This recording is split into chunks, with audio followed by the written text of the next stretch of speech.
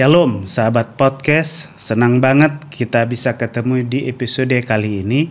Kita kedatangan tamu yang sangat istimewa, Bapak Dolfi Elvianes.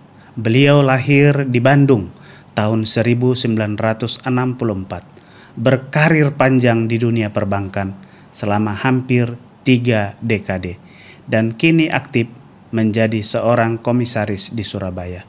Selain sukses di dunia profesional, beliau juga dikenal sebagai sosok yang rendah hati dan menginspirasi banyak orang lewat kehidupannya.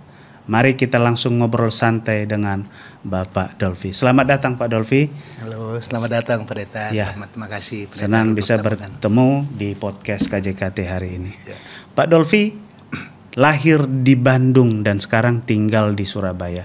Mungkin Bapak bisa menceritakan sedikit tentang masa kecil, perjalanan hidup Bapak sampai ke titik sekarang ini. Terima kasih Pendeta Rudolf. Iya, memang kalau di Bandung itu saya kalau dibilang hanya numpang layar aja. Waktu itu ayah saya kan anggota Polri ya. Kemudian ditugaskan ke Bandung, ibu ikut, kemudian saya lahir di sana. Setelah itu kembali lagi ke Manado. Pada tahun 1972 ayah saya pindah dari Manado ke Surabaya. Nah, itu dari sejak tahun 72 sampai sekarang di Surabaya kami. Memang mengisi kehidupan pada saat itu ya agak berat ya, bukan berat dalam artian apa, pergaulan. Karena saya dibesarkan di asrama polisi. Nah, mungkin pernah dengar ya, lingkungan anak polisi itu seperti apa ya, dengan segala kenakalan ya, segala masalah, begitu banyak masalah. Anak-anak dalam pergaulannya banyak aja kenakalan, tapi ya puji Tuhan ibu saya tuh orang yang setia sekali. Amin. Mami itu orang yang setia. Hampir tiap Sabat kami dibawa ke gereja, ke Tanjung Anom di sebelah. Jadi kami menjadi anggota di Jemaat Tanjung Anom. Saya dibaptis sekitar tahun 78 atau 79. Saya dibaptis oleh pendeta Elisa Gultom. Pendeta Gultom. Bapak Gultom ya. Pendeta Gultom yang kalau tidak salah beliau itu pakarnya ronde buat dan saya suka sekali. Amin. Hampir semua posting dia di YouTube ronde buat saya download semua, dan saya memang belajar otodidak ya, belajar ronde buat juga dari beliau dan banyak sekali, termasuk ronde buat Nyonya White dan belajar dari lain-lainnya. Ya, jadi perjalanan hidup saya seperti itu. Saya sekolah di Surabaya di sini, di SD Surabaya sini di Rensale. SMP saya di samping sini, SMP 3 Praban. SMA saya di SMA Negeri 1, saya kuliah S1 di Fakultas Ilmu Sosial Politik di Erlangga. Dan waktu itu saya masih ingat sekali. Saya masih ingat kenapa. Saat ini lagi ada pembangunan Aurora. Gereja Tanjung Anom ini kayaknya dalam tanda petik terancam. Makanya saya bercita-cita waktu itu menjadi politikus untuk membantu waktu itu betul. Membantu menghadapi ya tekanan-tekanan dari pihak tertentu terhadap gereja kita. Karena saat itu pembangunan lagi seru, depan bioskop dan banyak sekali. Kemudian ya itulah, saya kemudian S1 lulus, bekerja di perbankan sekitar 30 tahun dan saya pensiun beberapa tahun yang lalu. Gitu. Pak Dolfi dalam kehidupan keluarga telah dikaruniai 3 anak, Alita, Raka, dan Aurela, yang semuanya mengambil studi MBA. Apa sih pesan yang Bapak mau sampaikan lewat pengalaman di dalam kehidupan keluarga, dan apa yang Bapak mau sampaikan lewat pendidikan di dalam keluarga kepada orang-orang muda? Iya, pendidikan tuh hal yang paling penting dan basic bagi sebuah keluarga baru, keluarga muda, bahkan keluarga dua senior. Ya, yang penting kita tanamkan adalah pendidikan rohani. Itu adalah basic untuk semuanya. Apa inti dari pendidikan rohani? Takut akan Tuhan. Ya. Itu basic. Kalau dia sudah takut akan Tuhan, dia akan berusaha untuk setia kepada Tuhan. Kemudian pendidikan duniawi, pendidikan sehari-hari. Saya punya standar waktu itu ya, sampai sekarang juga. Anak-anak sekarang itu minimal S2, minimal master. Amin. Dan itu sudah saya terapkan beberapa puluh tahun yang lalu. Saya pun menyelesaikan S2 saya MBA di Finance ya. Dan kemudian anak-anak begitu lulus S1 dengan berkat Tuhan bisa sekolah, kami berangkatkan dua-duanya. Nomor 1 si Alita dan Raka nomor 2 dia berangkat langsung ke Taiwan. Ya. Ambil S2, ya puji Tuhan lulusan tercepat. Harusnya standarnya 2 tahun, mereka bisa lulus 1,5 tahun. Jadi mereka dengan pertolongan Tuhan memecah rekor 1,5 tahun. Dan mereka pun memecah rekor dua-duanya IPK-nya 4. Puji Tuhan. Dan itu adalah berkat Tuhan. Dan kembali mereka pun dapat pekerjaan yang baik. Saya nggak tahu Tuhan punya rencana apa, tapi Tuhan begitu baik. Dan ingat kebaikan Tuhan bukan hanya ini aja. Tuhan bisa kasih yang banyak ya. Amin. Tapi kadang-kadang berkat itu tidak harus dengan seperti ini. Banyak berkat kesehatan, berkat-berkat lainnya. Ya. Yang ketiga ini kebetulan si Ella ini lagi ambil S2 MBA juga di Taiwan. Mudah-mudahan tahun depan dia bisa lulus. Puji Tuhan. Kira-kira seperti Puji itu. Tuhan.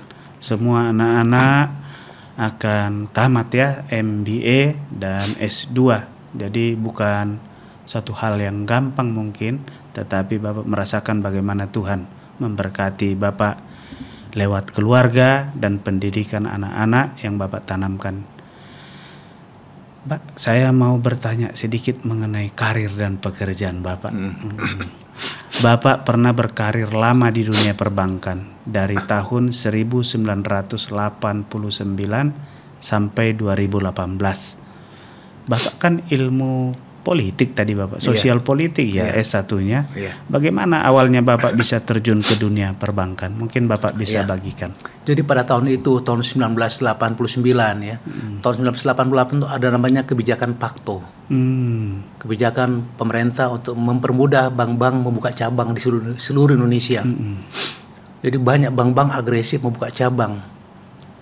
Dan mereka membuka bukan hanya lulusan ekonomi, jadi istilahnya multidisipliner. Jadi teman-teman saya waktu itu mendaftar di namanya Bank Internasional Indonesia dan saya diterima di program manajerialnya. Jadi saya lulus jadi manajer ya, namanya Management Development Program. Jadi teman-teman saya yang diterima itu ada sarjana perikanan, sarjana teknik, sarjana hukum, sarjana psikologi, sarjana ekonomi. Dari FISIP saya, FISIP hubungan internasional saya. Ada FISIP dari ilmu sosiologi, ada FISIP ilmu politik, bahkan ada dokter gigi. Jadi yang mereka ambil adalah intelektualitasnya, frame of reference kami. Jadi mereka ambil itu, mereka tes, mereka yang lulus ya, kemudian kami di training sekitar setahun untuk memahami dan mengerti tentang dunia perbankan. Dari situ, kalau mengenai pengalaman perbankan, ya puji Tuhan, Tuhan banyak kasih berkat ya. Saya bisa mengerti, dikasih berkat untuk memahami retail banking, commercial banking, consumer banking, corporate banking, trade finance, cash management, dan banyak sekali Tuhan kasih berkat untuk pengetahuan seperti itu. Dan mungkin ya mudah-mudahan bisa di-share atau dibagikan kepada banyak orang gitu. Harapan saya seperti itu. Makanya saya selalu bilang manfaatkan saya untuk pekerjaan Tuhan. Selama hampir 30 tahun ya Pak, Bapak berkecimpung di dunia perbankan dan pengalaman paling berkesan mungkin yang Bapak alami, yang Bapak mau sampaikan kepada orang muda di dunia perbankan ini apa kira-kira Pak? Satu yang harus kita bawa terus sejak sampai sekarang, takut akan Tuhan. Amin, takut akan Tuhan. Itu adalah modal. Kenapa? Dengan takut akan Tuhan kita akan hidup jujur. Karena di perbankan itu godaannya uang. Betul, ya? Betul Pak. Kalau kita lebih di bagian kredit ya, ngurusin kredit orang lain, kadang-kadang hati-hati kita tergoda.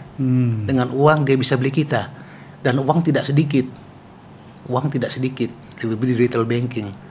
Saya di bank yang terakhir, kami kalau lempar kasih kredit ratusan miliar, triliun. Hati-hati. Jadi kita harus takut akan Tuhan. Kita kata Tuhan, kita akan hidup jujur, kita akan hidup setia, kita akan hidup disiplin. Itu yang firman Tuhan ajarkan. Takut akan Tuhan. Baik Pak, sekarang Bapak memang di perbankan sepertinya sudah selesai di 2018, tapi saat ini Bapak kan dipercayakan menjadi seorang komisaris. Apa kira-kira perbedaan paling terasa yang Bapak alami pada waktu kerja di perbankan sama di komisaris ini? Kalau di perbankan kita praktekan, yang apply. Ya, tiap hari ada kesibukan banyak sekali ya yang harus kita lakukan. Client meeting, visit ke pabrik, analis kredit, internal meeting, dan banyak sekali ya, banyak sekali. Tapi kalau di komisaris mereka hanya butuh kita adalah advice. Dari pengalaman kami selama di perbankan, mereka butuh saran untuk mengatur cash flow, mengatur cash inflow, cash outflow, mengatur marketing, strategi marketing, dan banyak sekali.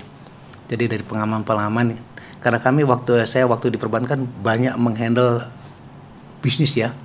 Jadi dari perusahaan multinasional, ada banyak industri yang kami handle yang saya handle dan saya dapatkan pengalaman. Jadi di situ kita bisa kasih advice, industri bisnis dan segala macam, banyak sekali. Jadi itu pengalaman itu yang mereka butuhkan. Kalau menghadapi seperti ini apa harus dilakukan? Nah, itu.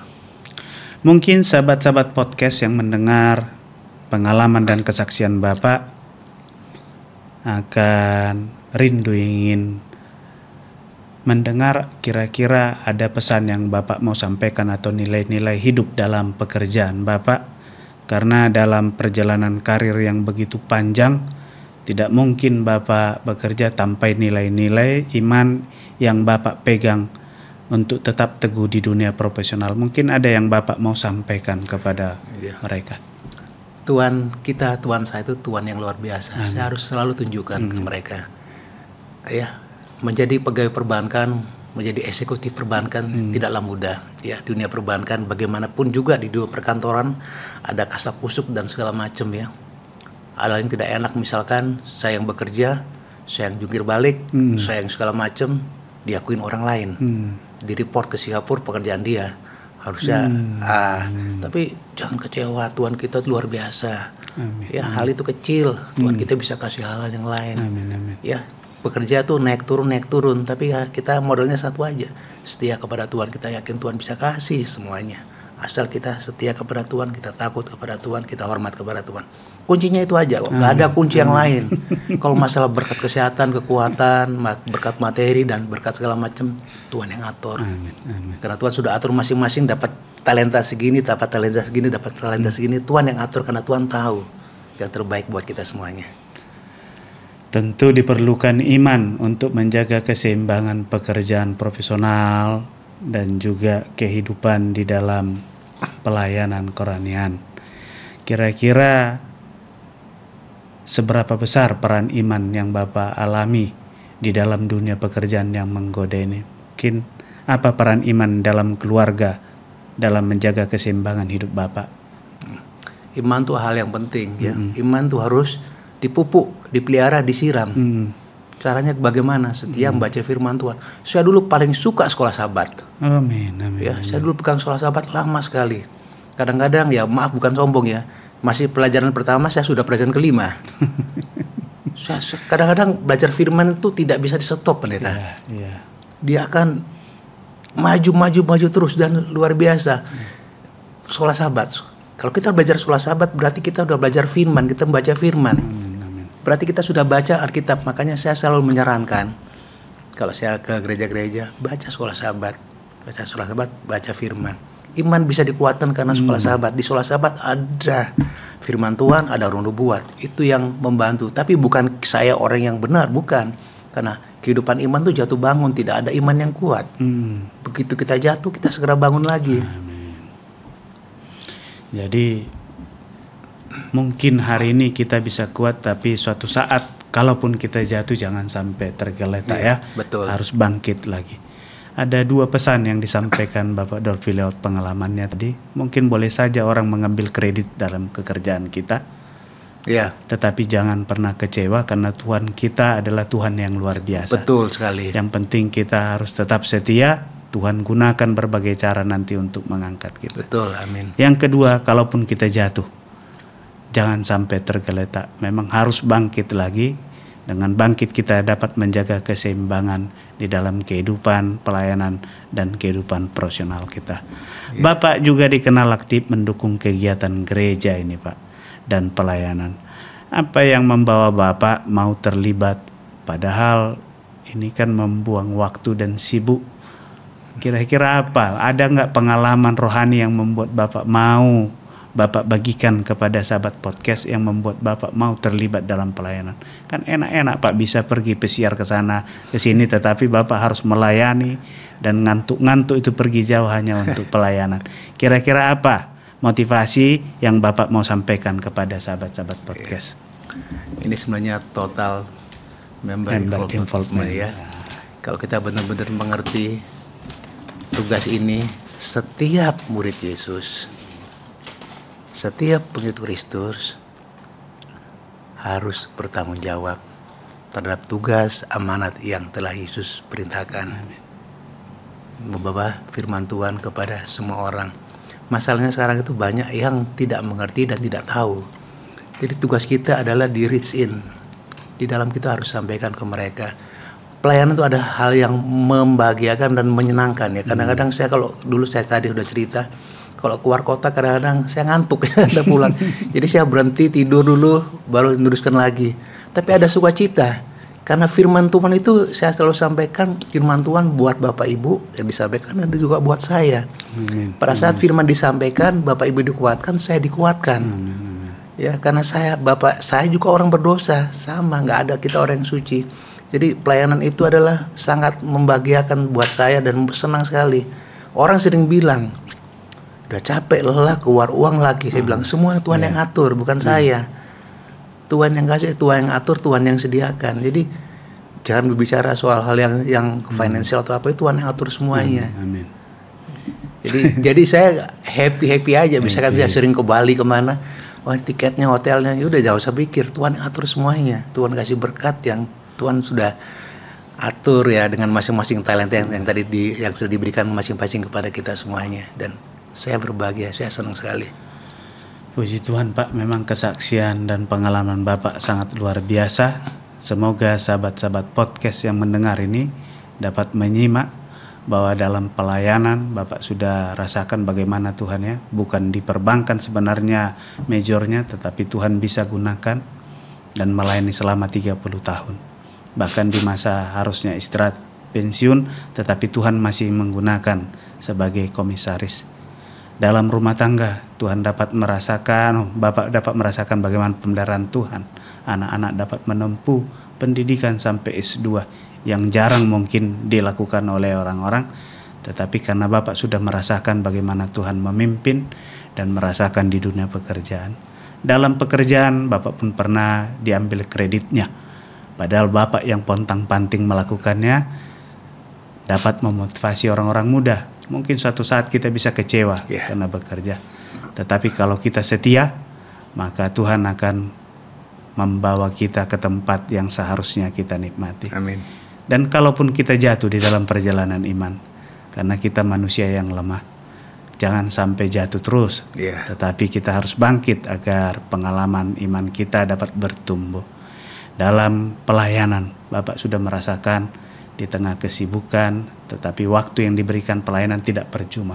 Rupanya dapat membawa sukacita, di mana Bapak ditempatkan di dalam pelayanan, baik di tempat yang jauh maupun yang dekat ya. Semoga ini dapat memotivasi orang-orang muda dan seluruh anggota jemaat yang menyaksikan. Amin. Bahwa memang tugas kita harus pergi menyampaikan kabar itu, dan Tuhan yang akan memenuhi segalanya. Amin. Pak, kalau boleh Pak, ini di terakhir ini harus ada pesan dan harapan Bapak kepada sahabat-sahabat podcast yang mendengar kita pada siang hari ini. Apa kira-kira pesan yang Bapak mau sampaikan kepada generasi muda yang sedang meniti karir? Apakah yang Bapak mau sampaikan kepada mereka agar mereka tetap fokus? Ya, terima kasih. Jadi ada satu hal, orang muda tetap harus kerja keras, bersemangat, motivasi, ada sasarannya, ada landasannya. Jangan malas. Kalau malas ketinggalan. Orang sekarang kreatif, rajin. Ya, orang muda harus punya semangat, harus punya spirit untuk bekerja. Amin, amin. Jangan gampang menyerah. Ya, harus punya sesuatu, atur strategi ya untuk mencapai sesuatu. Jadi pesan saya harus rajin, harus tekun. Karena itu Alkitab pun mengajarkan seperti itu. Kita harus rajin, harus tekun, jangan malas untuk mencapai sesuatu.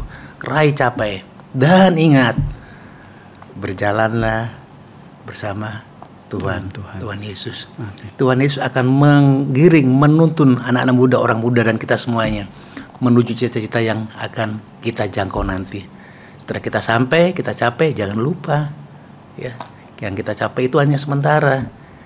Kesuksesan sementara. Sukses sejati adalah nanti di surga, kita ke surga. Jadi kalau kayak apa yang kita dapatkan di dunia ini sementara.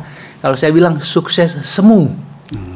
Tapi sukses yang benar-benar sejati adalah ketika Tuhan Yesus datang kedua kali, kita diangkat ke anak-anak. Itu adalah sukses yang sejati dan akan kita buktikan nanti pada kedatangan Yesus yang kedua kali. Amin. Kira-kira itu Pendeta Rudolf. Amin. Pesannya kepada sahabat podcast, memang kita harus setia, kita harus rajin, jangan malas, bekerja keras kepada orang-orang muda. Kalaupun kita mungkin di dalam karir sukses, kesuksesan di dunia ini hanya sukses semua. Tetapi sukses yang sejati adalah nama kita ada tercatat di surga dan kita masuk ke dalam kerajaan surga. Amin. Terima kasih Pak untuk pesannya. Semoga pesannya sampai kepada orang-orang muda. Ini harapan Pak yang terakhir ini, sesi terakhir. Apa kira-kira harapan Bapak kepada umat-umat Tuhan yang mendengar podcast ini dan kepada gereja yang ada di konferensi ini? Baik, terutama gereja. Saya kebetulan tadi lagi siapin 4 atau 5 khotbah tentang total member involvement. Mudah-mudahan minggu ini selesai 4 atau 5 khotbah. Misi gereja adalah misi Kristus, ingat. Amin. Gereja itu identik dengan pemimpin gereja. Pemimpin gereja harus paham, harus mengerti apa itu misi Kristus. Jadi saya lihat banyak yang tidak mengerti, pemimpin gereja harus paham dan mengerti apa itu misi Kristus, apa itu amanat Kristus, apa itu tanggung jawab. Karena ingat, jabatan bukan kredit poin di surga. Amin. Ya, jabatan itu ya hanya biasa, malah surga penghakiman akan meminta tanggung jawab jabatan itu. Ya. Jadi misi Kristus adalah misi gereja adalah misi Kristus, menginjil keluar. Harus banyak-banyak keluar. Kalau kita lihat banyak kegiatannya di dalam aja. Keluar menginjil, menyampaikan firman Tuhan. Dengan cara apa? Yesus sudah ajarkan metode Kristus. Kita harus sadar mulai saat ini. Ya, kita harus sadar bersama-sama. Mari kita bersama-sama, gereja, jemaat bersama-sama melakukan misi Kristus. Terutama orang muda yang masih energi. Amin. Orang muda harus lebih agresif dalam keluar menyampaikan firman Tuhan kepada teman-teman, kepada banyak orang dengan banyak cara. Salah satunya adalah melalui media elektronik ini. Kira-kira itu, Pendeta Rudolf. Terima kasih. Terima kasih. Harapan yang sama mungkin yang disampaikan kepada umat-umat Tuhan yang telah disampaikan Bapak Dolfi. Jangan lupa kita kepada misi Kristus ya. Misi kita di gereja harus sama dengan misi Kristus. Ya, semoga pesan ini sampai kepada sahabat-sahabat podcast. Dan kesaksian yang telah disampaikan tadi, motivasi, setia sampai akhir, dan kalaupun kita jatuh, jangan sampai tergeletak. Karena Tuhan yang kita sembah adalah Tuhan yang besar dan mampu mengangkat kita di tempat di mana seharusnya kita berada. Amin. Terima kasih banyak Pak Dolfi untuk cerita dan inspirasi yang luar biasa, baik dari dunia pekerjaan, dari kehidupan keluarga, iman yang Bapak tekuni. Kita belajar bahwa keberhasilan sejati tadi datang dari hidup yang berpegang pada nilai-nilai Tuhan. Amin. Kesaksian sejati harusnya adalah bahwa nama kita tercatat di dalam kerajaan surga. Di surga ya. Sahabat-sahabat podcast, semoga obrolan kali ini memberi semangat baru buat kita semua. Sampai jumpa di episode selanjutnya. Mari menginjil, KJKT hebat. KJKT hebat, mari menginjil. Saya Pendeta Tamunan undur